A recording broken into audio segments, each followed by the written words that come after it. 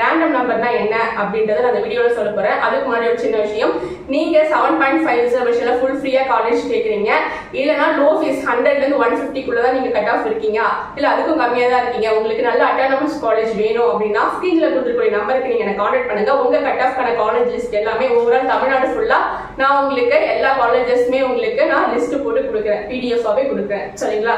அதனால மறக்காம ஸ்கிரீன்ல கொடுத்துருக்க நம்பருக்கு எனக்கு கான்டாக்ட் பண்ணுங்க. நம்மளுடைய வாட்ஸ்அப் குரூப்லயும் ஜாயின் பண்ணிக்கோங்க. ஓகேவா? சரி, ஓகே. இது ரேண்டம் நம்பர் அப்படின்னா என்னன்னு பாத்தீங்கன்னா, இப்போ வந்து ஒரே சேம் கட் ஆஃப் ஒரு 199 கட் ஆஃப், ஓகேவா, ஒரு 199 கட் ஆஃப் எடுத்தவங்க ஒரு 4 பேர் இருக்காங்க. 4 பேரும் ஒரே காலேஜ்ல ஒரே கோர்ஸுக்கு போட்டி போறாங்க அப்படின்னா அவங்களுடைய 10th மார்க்க பார்ப்பாங்க. சரிங்களா?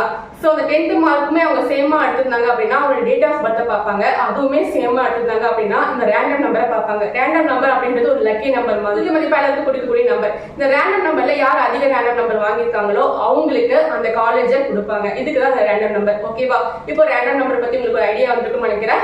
வீடியோவை மறக்காம சப்ஸ்கிரைப் பண்ணி சப்போர்ட் பண்ணுங்க.